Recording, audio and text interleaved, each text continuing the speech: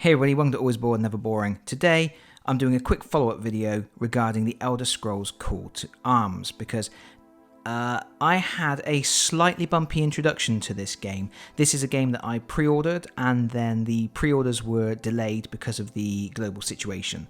I didn't mind that. Obviously, the health and well-being of the staff at Modiphius is far more important than me receiving my shiny new toys. However, when the products did finally arrive, there were a few minor issues. So I'm just going to talk about those in this video, and we're going to take a look at some new miniatures that have turned up. The first issue with my order, and actually the most minor, was everybody who pre-ordered got this Resin Ethereal Dragonborn miniature, and mine was broken. The sword was snapped. I was intending to fix the sword myself, but when I mentioned it to Modiphius, they said they were happy to send out a replacement. This is that replacement. I've already done a video showing how I painted this guy up, with the intention being to make him look a little bit like the ethereal or ghost characters from Skyrim, the video game.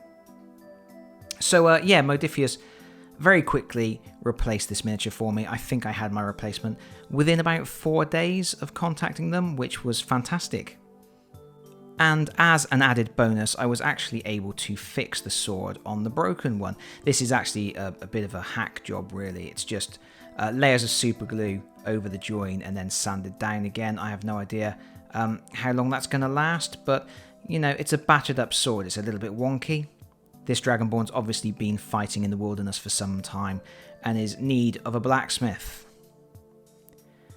Still, this guy, I'm going to paint him up in regular colours, so I have 2 identical miniatures, one as you would see him wandering around the tavern, and one in his ethereal form.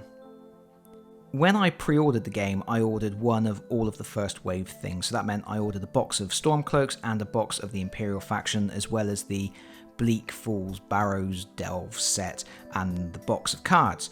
And anybody who watched my unboxing video will know that when I came to unbox my plastic Imperial faction, the miniatures inside were actually another frame of Stormcloaks, so I had 2 frames of identical Stormcloak miniatures. I contacted Modiphius. They said they would arrange replacements, but obviously because of the current global situation, it could take some time. I offered to return the Stormcloaks to them. They said not to worry, so I have an extra set of Stormcloaks kicking about. But today, I guess it's maybe 3-4 weeks later. I'm not entirely sure because all the days tend to blend together at the moment, but I think it's maybe 3 or 4 weeks. The postman just delivered this box to me. This is a set of plastic Imperial miniatures, and this time around it is the correct miniatures. So I think that's pretty fantastic that Modiphius have managed to rectify that problem in a relatively short turnaround. I wasn't in any hurry to get these guys. I am a Stormcloak man myself, but I did want all of the miniatures available from the first wave for creating scenarios and having good options for building teams and all that sort of stuff. But anyway, I thought we would take a quick look at the miniatures. Obviously, I ordered the plastic miniatures rather than the resin ones. The resin ones are more expensive and they come in fewer pieces. The plastic ones, these are very much in line with the other kits in that they have been chopped up to the nth degree. There is probably a lot more cuts on these than there really needs to be.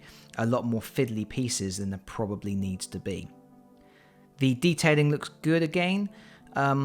There were a few miniatures that had slightly soft detailing in other sets. Particularly, I'm thinking of the Draugr beards were a little bit soft when I came to paint them. But this looks pretty crisp, looks pretty good. They look screen accurate again, which is obviously an important factor when you're dealing with an IP.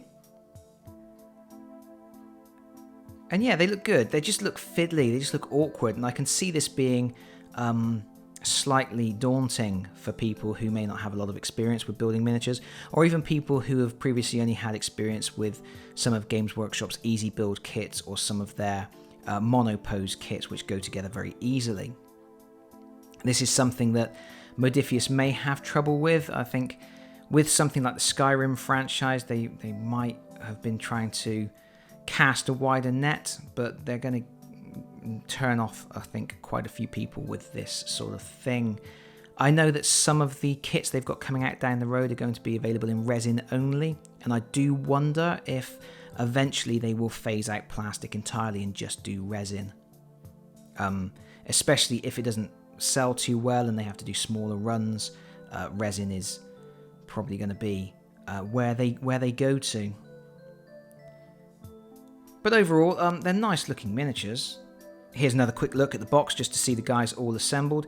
You can see you are getting one mage who is casting fireballs. You get 3 grunts with swords and shields, and then you get Hadvar, the hero of Helgen.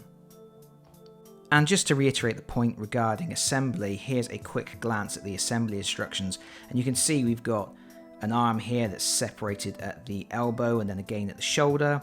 We've got a face that's separate from the head, shield arms separate from the shields, separate legs.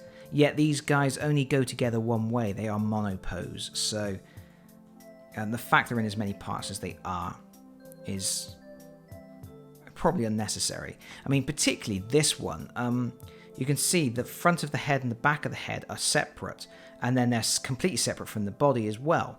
I'm pretty sure that head could have been cast as a single piece. Especially as some of the other miniatures in this set do have single pieces for the heads. Here's Hadvar, for example. His head is a single piece. And also the mage. That's a single piece for the head there. Yet on the other guy, they decided to split it in half down the middle. That's just creating very small fiddly components that people are going to have trouble dealing with. The broken resin miniature and the incorrect plastic miniatures were obviously specific to my particular order, although I am aware that some other people had the same issue with their Imperial faction boxes, so that was obviously a slightly more wide-scale problem. But Modiphius dealt with it very quickly, especially considering the current situation. I think they did a good job. They've replaced all of my components that needed replacing, and things can get broken in the post, things can get packed incorrectly, mistakes happen. I think I tend to judge companies more on how they resolve those problems than the fact they have those problems in the first place, and I can't really fault Modiphius and their ability to address these concerns. They responded to my emails within 24 hours when I emailed them in the first instance. They've been pretty fantastic in that regard, so props to those guys. The final issue is something wide scale. It is something that affects everybody, and that is a misprint on all of the unit cards for the Wave 1 units. If we look at Ralolf here, we can see that under Endurance he has the Shield Block ability. However, Shield Block is actually a strength skill, so it should appear here. And this is a problem with every unit card. So what I would imagine is originally Shield Block was going to be an endurance skill, and then somewhere in playtesting it was switched to a strength skill. That didn't make it through to the people who were doing the layout for the cards. It slipped through the cracks and went out as is. Modiphius are aware of it. I contacted them regarding it and said, is it definitely supposed to be this way? Is it a strength skill, not an endurance skill? They confirmed that for me, and they have now released a statement, I believe, which says they're planning on making a PDF available with the corrected cards, and they're also looking at possibly including the cards in a future card pack in addition to the other cards. So if you buy the next card pack, you will get corrected versions of these cards. I guess some people will think that Modiphius should reprint the cards and send them out to everybody, but I think that's probably a little bit of overkill for this oversight on the cards, and probably not something that I think is necessary. I think including corrected PDFs and an option to have them available in a subsequent purchase, especially if it's going to be a purchase that is going to be very enticing, if it's something that a lot of people are going to want, so they would buy it anyway, that's probably the best way to distribute those corrected cards.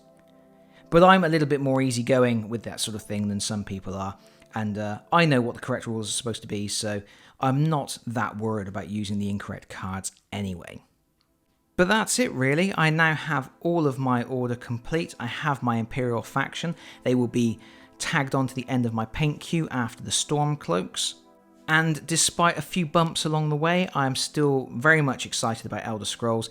I need some more time with it, and then I will be making more decisions about what other content I'm going to be putting on the channel relating to it, whether I'm going to be doing some playthroughs, that sort of thing. But this was really just a quick update to say that I've got everything corrected and to show off these Imperial miniatures, which obviously I couldn't show off in my original unboxing video. And that is it from me for now. Thank you so much for watching. If you have enjoyed the video, please consider pressing the like button.